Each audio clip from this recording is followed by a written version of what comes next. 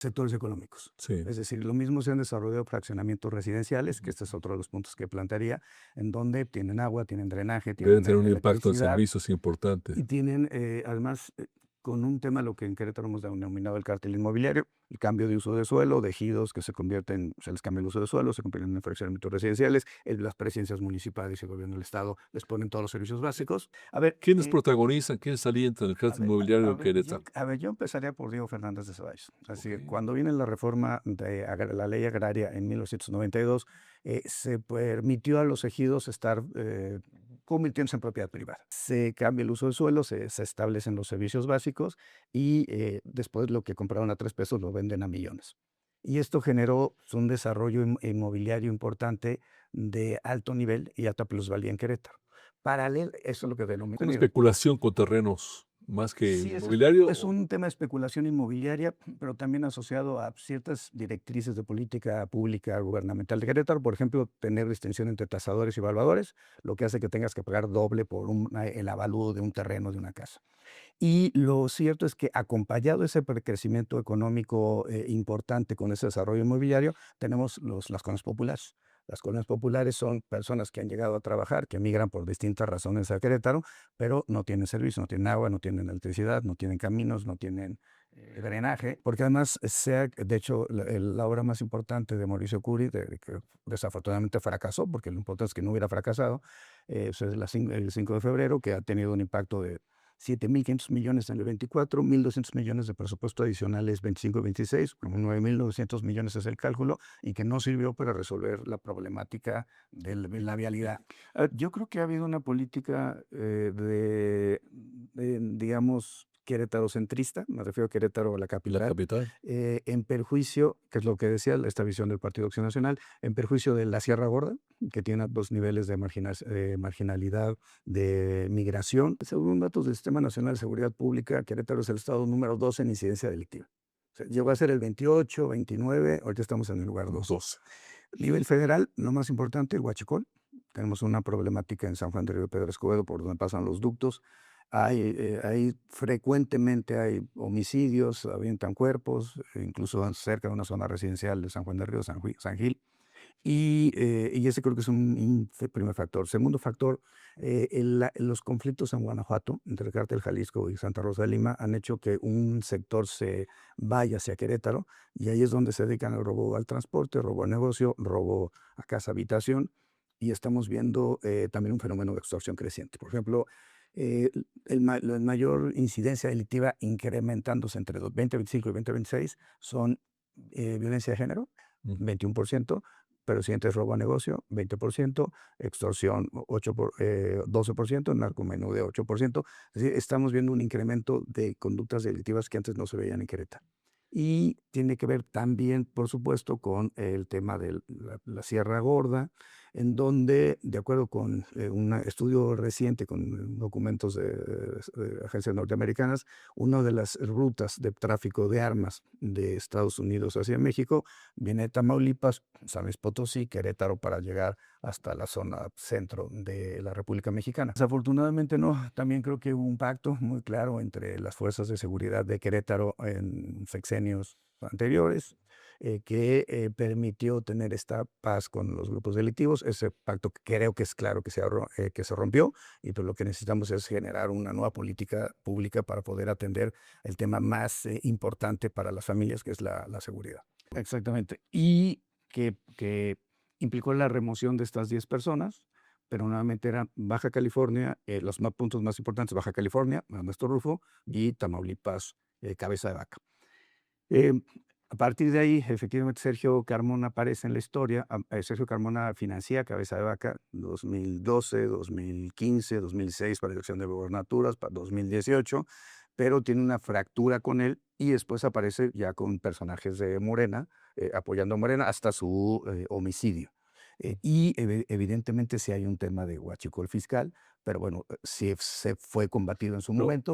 Pues, es una de las materias que trabaja Miguel Ángel Osorio, trabaja entre comillas Miguel Ángel Osorio Chong, pero sí creo que es importante y pero lo más importante que yo destacaría aquí es que el empresario queretano me ha dicho en muchas ocasiones, hace un par de noches cené con el colegio de, bueno, una asamblea del Colegio de Ingenieros Civiles de Querétaro, y me decían que su principal queja es que el gobierno del estado de Querétaro no los contrata ellos directamente, sino que hay contratación de empresas foráneas, hidalguenses del Estado de México, de Michoacán, de Puebla, internacionales, que al final terminan subcontratándolos a ellos, pero sus ganancias son mínimas en relación con lo demás.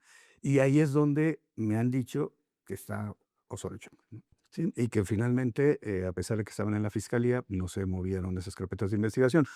A diferencia de lo que está sucediendo con Ernestina Godoy, lo que yo estoy viendo con la actual fiscal, pues que hay que que las cosas tienen que ser rápidas. Hoy tenemos, bueno, tenemos hace unos días el tema de Ernesto Rufo, nuevamente huachico el fiscal. Santiago Nieto, es un gusto tenerte aquí en La Silla Rota y particularmente en este podcast que conduzco que se llama En Corto. Eh, Te acabas de registrar como aspirante por parte de Morena para el gobierno de Querétaro, lo llaman hoy coordinador de los comités de defensa de la De cuarta transformación, transformación, sí. en aquella entidad actualmente gobernada por el PAN, por Mauricio Curi.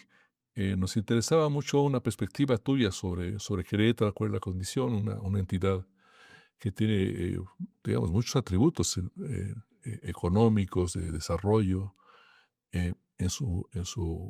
en la región. Ha estado con varios partidos, no solamente con el PAN, pero también nos interesaba abordar las distintas responsabilidades, todas ellas muy importantes que has tenido en el Estado mexicano. Empezamos con Querétaro, si te parece. Perfecto. ¿Cómo estás viendo la circunstancia? ¿Cuál es la circunstancia que te lleva a buscar esta primera coordinación y eventualmente una candidatura para contender por la gubernatura de Querétaro? Sí, a ver, primero diría que el Tribunal Electoral ha validado estos procedimientos. En el PRI se llaman los defensores de México, en el PAN los defensores de la democracia. Con nosotros es coordinador de los comités de defensa de la Cuarta Transformación.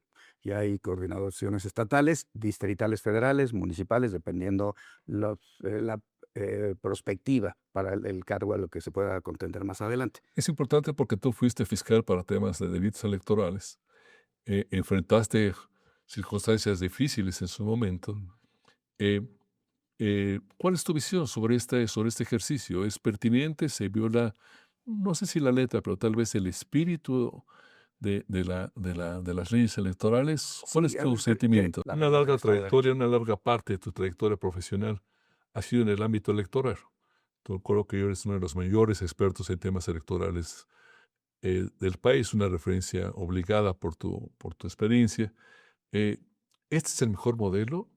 Es decir, comparado con las mejores prácticas, digamos, los procesos de elecciones internas en Estados Unidos que justo están corriendo ahorita, cómo lo hacen en Europa, cómo lo hacen en América Latina. ¿Hay algún modelo que tú digas, a mí me parece que esto es más cercano al Sí, a ver, equilibrio? Tú eres queretano, de familia queretana, de mucho tiempo, pero ¿qué representa Querétaro para ti? ¿Por qué estás interesado en cursar, digamos, este proceso? Eh, ¿Cuáles ideas tienes tú para Querétaro? Ya sé que no me quieres o no puedes decir que quieres ser buena gobernador, propuesta, sí. no te lo voy a preguntar, pero ¿cuál crees que debería ser el futuro de Querétaro? A ver, es un gran tema. ¿Qué he estado viendo yo como diagnóstico? Primero, tenemos un problema de agua. Querétaro es el estado con sexto estado con mayor crisis hídrica, y eso pasa porque no tenemos un buen sistema de purificación ni de captación de agua de lluvia. Segundo, y además algo que es muy claro, el incremento poblacional de Querétaro, 2020 eran 2.3 millones de personas, yo creo que estaríamos ahorita en Especialmente en la zona metropolitana, 2.8. ¿no? Sí, a ver, la zona metropolitana bueno, el municipio de Querétaro era 1.050.000 para el 2020. Ahorita debemos estar hablando de 1.500.000 entre Querétaro, sin contar Corregidora y el Marqués. Y ya Huimilpan empieza a acercarse a la marcha urbana, Ujú. lo cual implica que vamos a tener una metrópoli de 4 e incluso podría llegar hasta 5 municipios Atrayendo muchas familias de muchas partes del país. de muchos sectores económicos. Sí. Es decir, lo mismo se han desarrollado fraccionamientos residenciales, que este es otro de los puntos que plantearía, en donde tienen agua, tienen drenaje, Deben tienen tener un impacto en electricidad servicios importante. y tienen además con un tema lo que en Querétaro hemos denominado el cártel inmobiliario, el cambio de uso de suelo, de ejidos que se convierten, se les cambia el uso de suelo, se convierten en fraccionamientos residenciales, las presidencias municipales y el gobierno del estado les ponen todos los servicios básicos. Yo tengo una curiosidad al respecto. Me da la impresión que hay muchos políticos que son notarios. Me da la impresión que la carrera de notario en Querétaro es como una ruta también para el poder político, o por lo menos que acompaña al poder político. ¿No te parece un poco raro? A ver, tiene que ver con el diseño institucional del notariado. A diferencia del notario de la Ciudad de México, que es por oposición, concursos absolutamente rígidos, estrictos, hay otros estados donde, por supuesto, se generan los exámenes correspondientes. En Querétaro es una designación del gobernador. Y entonces yo diría, sí es un acompañamiento, pero también es un retiro. No, pero ha habido alcaldes que son notarios, y creo que hasta gobernadores. Sí, exgobernadores son Sí. notarios, Mariano Palacios, Enrique Burgos, los hijos, Sí. la familia. Entonces sí hay un tema de, yo siempre decía como broma, o sea, los notarios en Querétaro se casan con notarias y tienen notaritos. ¿Cómo está lo del cártel inmobiliario? A ver, ¿Quiénes protagonizan, quiénes alientan el cártel inmobiliario en Querétaro? yo empezaría por Diego Fernández de Ceballos. Así Ok. que cuando viene la reforma de la ley agraria en 1992, se permitió a los ejidos estar convirtiéndose en propiedad privada. Un queretano distinguido, digo. Un queretano distinguido, además son unos paisanos del mismo municipio de San Juan del Río. Ah, ¿de veras? Sí, es terrible, pero bueno. Pero a partir de ahí lo que hicieron fue comprarle a los ejidos, muy barato, con apoyo de las presidencias municipales, Querétaro, Corregidora, El Marqués, pero esto en cualquier ciudad media de México lo estamos viendo, San Juan del Río también, se cambia el uso del suelo, se establecen los servicios básicos y después lo que compraron a 3 pesos lo venden a millones. Y esto generó un desarrollo inmobiliario importante de alto nivel y alta plusvalía en Querétaro. Paralelo, eso es lo que denominamos. Esto es que eso empezó, que Diego Fernández Ceballos empezó el fenómeno. Empezó el fenómeno y después se ha ido consolidando a partir de las distintas generaciones de gobernadores que Es hemos una tenido. especulación con terrenos más que Sí, inmobiliario. es un tema de especulación inmobiliaria, pero también asociado a ciertas directrices de política pública gubernamental de Querétaro. Por ejemplo, tener distinción entre tasadores y evaluadores, lo que hace que tengas que pagar doble por el avalúo de un terreno, de una casa. Y lo cierto es que acompañado ese crecimiento económico importante con ese desarrollo inmobiliario, tenemos las colonias populares. Las colonias populares son personas que han llegado a trabajar, que migran por distintas razones a Querétaro, pero no tienen servicio, no tienen agua, no tienen electricidad, no tienen caminos, no tienen drenaje. Pero en zonas urbanas. En zonas urbanas. Es pobreza urbana. Pobreza urbana en todo el cinturón. De hecho, quizás una especie como reserva de mano de obra. En donde también tienen problemas de transportación para llegar a la zona centro, que es donde están los trabajos, o a las zonas industriales. Querétaro siempre ha tenido una crisis de transporte urbano, ¿no? Sí, porque además, de hecho, la obra más importante de Mauricio Curi, que desafortunadamente fracasó, porque lo importante es que no hubiera fracasado, es el 5 de febrero, que ha tenido un impacto de 7.500 millones en el 24, 1.200 millones de presupuesto adicionales 25 y 26, como 9.900 millones es el cálculo, y que no sirvió para resolver la problemática de la vialidad. ¿Por qué fracasó? ¿Dónde fue dar todo ese dinero? A ver, lo que pensamos es que también hay una desviación, un desvío hacia las campañas electorales, pero tampoco tengo pruebas para asegurarlo. Lo que sí es un hecho es que es una obra que ya lleva varios años, que nunca no la pueden concluir, que ha generado un problema de inundamiento en las colonias aledañas, la obrera, la industrial, que además son colonias populares, y que se tiene un impacto evidentemente en el tema del traslado de las personas para ir a su casa, a su negocio, a la escuela, etcétera. Una pesadilla. Sí, es una pesadilla. Se planteó en algún momento un segundo piso, nunca se ha planteado la posibilidad de un cablebús, y también hay quejas importantes sobre el sistema de Cruz. Yo creo que uno de los temas transversales de toda la sociedad queretana, aparte del agua, recientemente ya colonias de clase media alta en Saquia, en los refugios, se empiezan a quejar de que les quitan el agua, es la movilidad. Lo mismo afecta la movilidad de una persona de clase media alta que tiene que trasladarse a su oficina, que le afecta a una persona que va O sea, a un estado que aparenta ser tan solvente económicamente, con tantos desarrollos inmobiliarios, centros comerciales espectaculares, tipo Houston, mantiene zonas rurales y agrarias en la miseria. Sí. La Sierra Gorda, en otros La Sierra lugares. Gorda, es que hay muchos Querétaros. El tema es que se ha concentrado la visión del Partido Acción Nacional en Querétaro, Corregidora y El Marqués. Un dato importante, el municipio de Querétaro tiene 8,000 millones de pesos de presupuesto, el municipio teniendo 1 millón de habitantes, un poco más, evidente, un poquito más, como ya mencioné, pero San Juan del Río, que tiene 350,000 habitantes, tiene 1,000 millones de presupuesto. Y el Marqués, que tiene 360,000, menos que San Juan del Río. ¿La capital cuánto? La capital tiene 1 millón, datos de 2020, 1,050,000. Yo calculo que estaremos en 1,5 millones. El Marqués, que tiene datos del 2020, 360,000, tiene 4,000 millones de presupuesto. Y San Juan del Río, que tiene 390,000, meto 300,000, 260,000 el Marqués, 300,000 San Juan del Río, tiene 1,000 millones de presupuesto. Un municipio que tiene menor densidad poblacional como el Marqués tiene 4 veces el presupuesto de San Juan del Río. Es algo que no hace sentido. No hace sentido.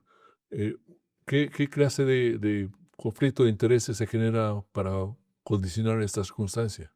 Yo creo que ha habido una política digamos, querétarocentrista, me refiero a Querétaro, a la ¿La capital, capital? en perjuicio, que es lo que decía esta visión del Partido Acción Nacional, en perjuicio de la Sierra Gorda, que tiene 2 niveles de marginalidad, de migración. De hecho, Morena gana la Sierra, el Distrito Federal de la Sierra. Tenemos el semidesierto, que es un espacio, además de bellísimo. Ahí está la Peña de Bernal, por ejemplo. Tenemos la región enoturística, una buena parte se encuentra en el semidesierto, en Cadereyta, en Ezequiel Montes, pero tienes espacios de Tolimán, Peñamiller, absolutamente abandonados, en donde 19,000 personas en el municipio de Peñamiller, 27,000 en Tolimán, no tienen fuentes de empleo. Peñamiller viven del orégano, 3 meses al año pueden recolectarlo. Dios. Y tienen minas de mercurio, pero a partir del 2030, de acuerdo con los tratados internacionales en materia ecológica, no se puede ya extraer mercurio en las condiciones que actualmente tiene Querétaro. Entonces, va a haber un impacto económico fuerte para esa región en 3 años si no hacemos nada para impedirlo. Hubo un momento en que Querétaro atrajo a muchas familias del norte del país y de otras regiones que estaban sufriendo mucho el tema de la inseguridad. Venían de Tamaulipas, venían de Nuevo León, etcétera. Es el con cabeza de vaca que se puede hacer, ¿no? Sí, es muy posible que Nada no más sea. que huir, sí. Pero el punto es que está habiendo ya desde hace algunos años reportes de una inseguridad creciente también en Querétaro, en narcomantas en los puentes y a veces hasta cadáveres. Eh, ¿Qué está pasando? ¿Cuál es realmente la situación de la seguridad en el Estado? Según datos del Sistema Nacional de Seguridad Pública, Querétaro es el estado número 2 en incidencia delictiva. O sea, llegó a ser el 28, 29, ahorita estamos en el lugar 2. 12. Nivel federal, lo más importante, el huachicol. Tenemos una problemática en San Juan del Río, Pedro Escobedo, por donde pasan los ductos. Frecuentemente hay homicidios, avientan cuerpos, incluso cerca de una zona residencial de San Juan del Río, San Gil. Y ese creo que es un primer factor. Segundo factor, los conflictos en Guanajuato, entre el Cártel Jalisco y Santa Rosa de Lima, han hecho que un sector se vaya hacia Querétaro, y ahí es donde se dedican al robo al transporte, robo al negocio, robo a casa habitación, y estamos viendo también un fenómeno de extorsión creciente. Por ejemplo, la mayor incidencia delictiva incrementándose entre 2025 y 2026 son violencia de género, 21%, pero siguiente es robo a negocio, 20%, extorsión 12%, narcomenudeo 8%. Es decir, estamos viendo un incremento de conductas delictivas que antes no se veían en Querétaro.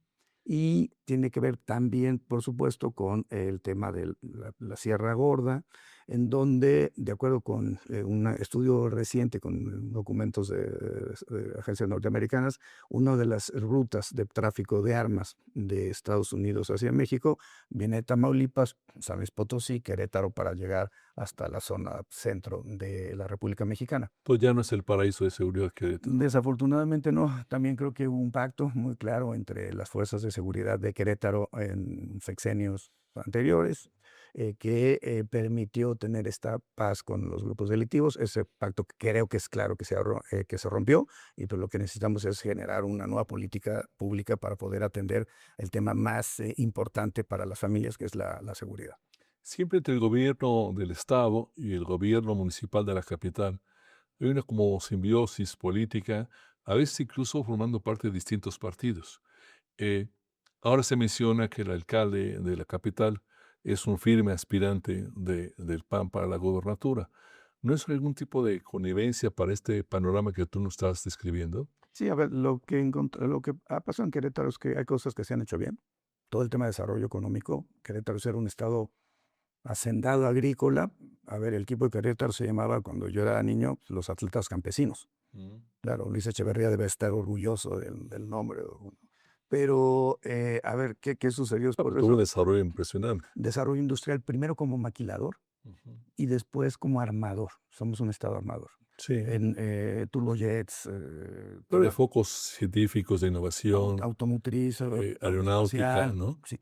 Y ahora la ruta, y en eso yo coincido, tenemos que irnos hacia un tema, Querétaro puede ser un Silicon Valley. Eh, Tenemos una planta ya de semiconductores, tenemos universidades IDESI que trabaja Ujú. semiconductores, no a nivel nano, pero a nivel micro, pero creo que esto tenemos que ir avanzando. Por otro lado está el tema de los data centers, Ujú. pero requerimos dos elementos, agua y energía eléctrica. Energía eléctrica pasa por disposiciones federales, por supuesto. También tenemos una agencia estatal de energía que, si me preguntas qué hace, no tengo la menor idea porque no produce un solo kilowatt. Tenía que ver con un enfoque de los panistas antes de la reforma de López Obrador sobre Sí. la reforma energética y el tema del agua. Si no tocamos esos dos temas, no podemos avanzar hacia lo que queremos, que es finalmente tener un estado que pase a ser armaduras, un estado de innovación, ciencia y tecnología. La UIF, la Unidad de Inteligencia Financiera, que por cierto acaba de tener un aval de la Corte para mejorar sus atribuciones en materia de congelamiento de cuentas, que antes requería requisitos muy importantes. Surgió alguna preocupación importante sobre este tipo de aval de luz verde para que la UIF pudiera hacer congelamiento de cuentas virtualmente, entiendo que sin jueces, a petición directa, por ejemplo, de Estados Unidos. Eh, es algo que no sé si tú soñaste o a ti te preocupaba esa posibilidad. No, a ver, en realidad también, para que no nos rasguemos las vestiduras, así estaba el modelo antes de 2018. El que reforma la ley de instituciones de crédito para que venga, para plantear el congelamiento es Enrique Peña Nieto. Mm. Claro, la propuesta de Bas tenía que ver con las recomendaciones de Gafi, la 40 y la 38 de Gafi, Que y coordina las unidades que de coordina inteligencia las unidades de, financiera. de inteligencia financiera, genera toda la lucha antilavado Sí. y en contra del financiamiento del terrorismo. Y el caso de México fue que el exministro Medina Mora, después de que cuando ya gana Andrés Manuel López Obrador, cambia su criterio de que el congelamiento de cuentas es constitucional y dice es inconstitucional al menos que venga de una solicitud extranjera, nacional, pues extranjera o multinacional. Es decir, que lo pida la DEA, que lo pida el FBI, que lo pida el Grupo Egmont, o que lo pida Gafi, o que lo pida, Sí. más, no sé, la Unión Europea, o el gobierno norteamericano. Eh, y a partir de ahí nosotros iniciamos una carrera con el poder, con y contra el Poder Judicial de la Federación para poder revertir ese criterio, que al final se hizo jurisprudencia, y hasta que Medina Mora sale de ser ministro de la Suprema Corte de Justicia, y a partir de ahí encontramos digamos, una operación normal, pero en un Una caso, atmósfera diferente. una atmósfera diferente, pero sí con Pero es esta nueva corte que, y esta nueva corte lo que hace es quitar los obstáculos que había puesto Medina Mora y regresamos al modelo original de 2013 a 2018, cuando se tuvo este mecanismo de pero tú debes operación. reconocer que hay un nerviosismo importante por parte de empresarios, no solamente mexicanos, sino extranjeros. En las discusiones sobre el TEMEC hablan de hiperactividad de la UIF y de Hacienda también, Sí, sí, del SAT. yo creo que el tema central de la inconstitucionalidad está en el tiempo. O sea, el congelamiento de cuentas debe ser una medida provisional, cautelar, y por tanto no puede ser que alguien esté con 6, 7, 8 años con la cuenta congelada sin que se haya judicializado su carpeta, sin que se haya presentado una denuncia, y eso finalmente violación al principio de certeza es lo que yo considero que es inconstitucional. Sin embargo, ahorita hasta este momento la Corte no se ha planteado este argumento que yo acabo de mencionar. Lo único que se ha hecho es que si tenían o sea, si era necesario o no que hubiera una solicitud extranjera para poder congelar las cuentas o una solicitud de un juez. Han dicho que no, que es un acto administrativo, precautorio, lo cual yo coincido, pero este punto de los meses, yo creo que 3 meses, 6 meses sería lo idóneo, porque a lo contrario, pues estamos matando a alguien digamos, financieramente, ahogando ahogando financieramente. financieramente sin que exista una responsabilidad penal Pero o administrativa. tú registraste desde luego el nerviosismo empresarial. Hay una conseja, un rumor de que incluso enfrentas una incomodidad, por llamarlo así, de algunos empresarios, incluso en Querétaro, Mm. por tu tarea en la UIF. ¿Cómo viviste tú esto? ¿Es cierto? ¿Hasta dónde llegó? No, a ver, yo creo que había se buscó tener mucha cercanía. También el INPI me ayudó a tener una mayor cercanía con el sector empresarial. Un poco, lo importante era explicarles cuál era el objetivo. Y generalmente, a ver, no sé, íbamos contra los cárteles de las drogas, contra temas, sí, primero hubo de huachicol, trata de personas, los cárteles de la droga, temas de corrupción política. Ahí es donde entró Cabeza de Vaca y desde entonces no me quiere mucho. Tenemos una enemistad clara, que también él se ha encargado de difundir. Y bueno, pero sí, efectivamente, una acusación de que se utilizó políticamente la Unidad de Inteligencia Financiera. Sin embargo, yo diría, pues ahí están los modelos de riesgo y tampoco nunca perseguimos a nadie que no se lo mereciera. Y dos, el punto de que había extorsión a los empresarios. Siempre que yo supe un caso de extorsión, lo denunciamos, incluyendo gente que había estado cercana a mí en la FEPADE, que nos enteramos pues que había tenido un caso. Le pedí a uno de los, a hoy fiscal de la Fiscalía General de la República, que trabajaba en ese entonces conmigo, prestar a la audiencia correspondiente. Y el único que lo ha repetido pues hasta este momento pues, es Cabeza de Vaca y Roberto Gil, lo cual, Pero perdón, el chiste se cuenta solo. cada vez hay más hombres empresarios Ujú. eh, ligados con las historias de huachicol y otros asuntos de crimen organizado. En las experiencias de lugares como Colombia, cuando el tema realmente se vuelve incontrolable, es cuando el crimen organizado realmente penetra todas las estructuras sociales, empresariales, ya no digamos las políticas, las de los aparatos de seguridad. ¿Qué tan preocupado estás tú por este tema en México? A ver, yo puedo hablar de lo que me tocó a mí vivir y sí me tocó conocer de primera mano 2019, 19-20, el tema del huachicol fiscal y cómo venían, y la Marina lo detectó en varias aduanas, principalmente de Tamaulipas y Ujú. de Baja California. Por supuesto que apareció un nombre, Sergio Carmona, ahorita regresaría sobre él, pero pues esta era una realidad. Lo que me toca a mí era Horacio Duarte, el titular de la Administración Nacional de Aduanas de México, hoy Agencia Nacional de Aduanas de México. Fue presentar una denuncia contra 10 administradores. Duarte presentó la denuncia. Nos pidió información y sí presentamos nosotros por nuestra vía y ellos en sede administrativa, nosotros en la vía penal, ellos en la administrativa, las denuncias contra 10 administradores aduanales, Yo creo que ustedes fueron primero en la denuncia, sí, ¿no? que Ya aparecieron. después Duarte tuvo que hacer su que- que- proceso administrativo. Exactamente. Y que implicó la remoción de estas 10 personas, pero nuevamente eran Baja California, los puntos más importantes, Baja California, Ernesto Rufo, y Tamaulipas, Cabeza de Vaca. Eh, a partir de ahí, efectivamente, Sergio Carmona aparece en la historia. Sergio Carmona financia Cabeza de Vaca 2012, 2015, 2006 para elección de gobernaturas, para 2018, pero tiene una fractura con él y después aparece ya con personajes de Morena, apoyando a Morena hasta su homicidio. Y evidentemente sí hay un tema de huachicol fiscal, pero bueno, sí se fue combatido en su Pero momento y estos apoyos denunciado. se presume que se derivaban del huachicol fiscal, Exactamente, porque eran apoyos a las campañas electorales. también en Morena de manera extensiva. Pero, ¿qué trazo hubo respecto de Carmona en campañas ya de Morena, en Tamaulipas, en Baja California, en otros estados? No tengo el dato porque yo ya había salido de la Unidad de Inteligencia Financiera. Lo que sí me quedó claro, conocí, digamos, de cerca la elección de Tamaulipas. Me tocó asesorar en los temas jurídico-electorales a Américo Villarreal, como asesoré a Julio Menchaca en Hidalgo, a Mara Lezama en Quintana Roo. Y al final, Julio Menchaca me invita para ser procurador de Hidalgo Correcto, sí. y también, digamos, platicando y pensando en la situación, me habían ofrecido irme de embajador a Brasil y de embajador No, no, a Dinamarca. no te querían aquí en México, ¿o qué? Pues, un O, sector de Moreno había, y o había amenazas. no, tuve amenazas, 3 amenazas, pero también me dijeron que me ofrecían la embajada de Luxemburgo, que por cierto México no tiene embajada en Luxemburgo, no sé si le vamos a crear, pero, pero sí, y luego el consulado de Dallas, pero dije, a ver, no, yo estoy recién casado, no me interesa, no quiero separarme. y ya, entonces la decisión fue, ¿Quién no te quería en México? no sé, pero no me quería.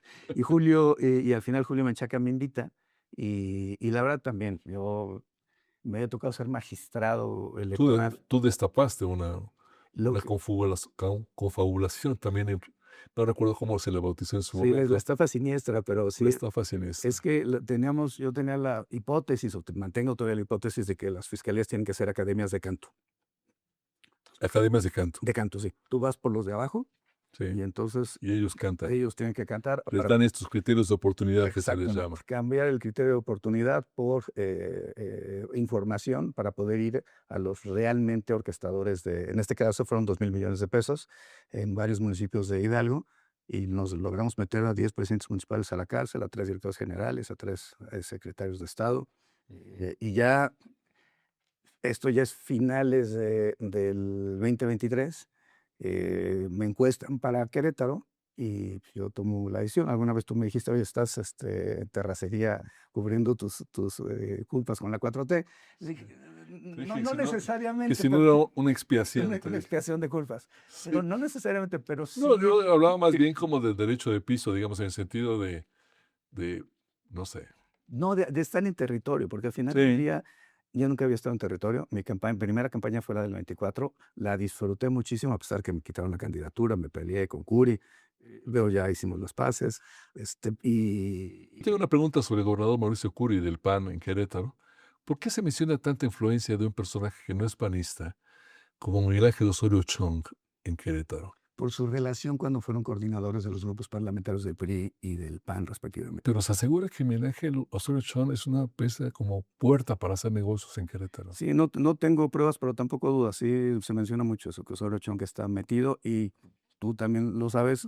Digamos, históricamente Osorio Chong y yo pues no hemos sido amigos. Yo sé. Me tocó la época de FEPA de la salida, me No, él, tocó él- él instigó tu salida de FEPADE. también me tocó pues el tema de llegar a Hidalgo, donde estaban pues, los negocios, sobre todo de su hermano, Sí. y me tocó también en la Unidad de Inteligencia Financiera. Entonces, digamos que amigos no hemos sido. Él te amenazó para que renunciaras de FEPADE, ¿no? Y también en algún momento me dijo que me mandó decir, Bueno, más bien, no, más bien que no renunciaras porque te dieron de baja, sino para que no te ampararas contra esa baja. pues, que no fuera al Senado. Y también me llegó a decir ese día, pues, oficial mayor, cual me dijo que tenían las lanzas rotas contra mí y también me dijo que tenía algo para mí de parte de Enrique Peña Nieto.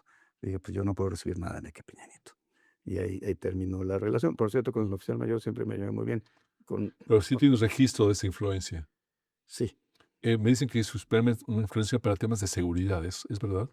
No, pues, es una de las materias que trabaja Miguel Ángel Osorio, trabaja entre comillas Miguel Ángel Osorio Chong, pero sí creo que es importante y pero lo más importante que yo destacaría aquí es que el empresario queretano me ha dicho en muchas ocasiones, hace un par de noches cené con el colegio bueno, una asamblea del Colegio de Ingenieros Civiles de Querétaro, y me decían que su principal queja es que el gobierno del estado de Querétaro no los contrata ellos directamente, sino que hay contratación de empresas foráneas, hidalguenses del Estado de México, de Michoacán, de Puebla, internacionales, que al final terminan subcontratándolos a ellos, pero sus ganancias son mínimas en relación con lo demás. Y ahí es donde me han dicho que está Osorio Chong, ¿no? Otra persona que fue para ti eh, conflictiva en la relación fue con el ex fiscal federal Alejandro Gertz Manero, actualmente embajador. Si ¿Qué quieres dejó? preguntarme si voy a ir a Inglaterra, no, No tienes previsto. no tengo previsto. Tienes previsto.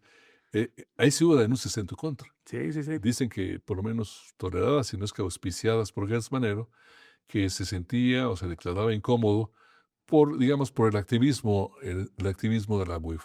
¿Hasta dónde llegó ese enfriamiento de la relación o ese distanciamiento? No, una ruptura muy clara, él lo motivó. Durante la etapa de la boda, me llegaron a decir que generó un war room, que se compraban a $80 a los meseros las fotografías de la boda. No sé si eso fue lo que se le había presentado a la Hubo expareja. varias historias en torno a eso. Muchas historias y todo eso.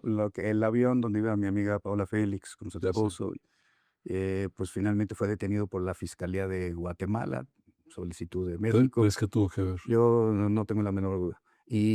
Pero finalmente, eh, motivó la renuncia de Paola Félix a la Secretaría de Turismo, Sí. la presidenta o la presidenta, y pues yo terminé presentando mi renuncia ante el presidente López Obrador, también para no generar mayor tema, y al final del día, pues hoy sigo en la 4T caminando. Pero después de la salida de Gertz Manero, surge este escándalo del huachicol fiscal.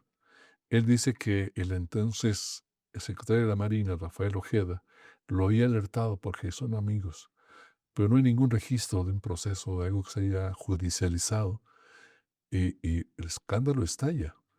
¿Cuál es tu percepción al respecto? No, nosotros habíamos presentado denuncias, no en particular sobre el sobrino creo que era sobrino, Del ahijado almirante, sí.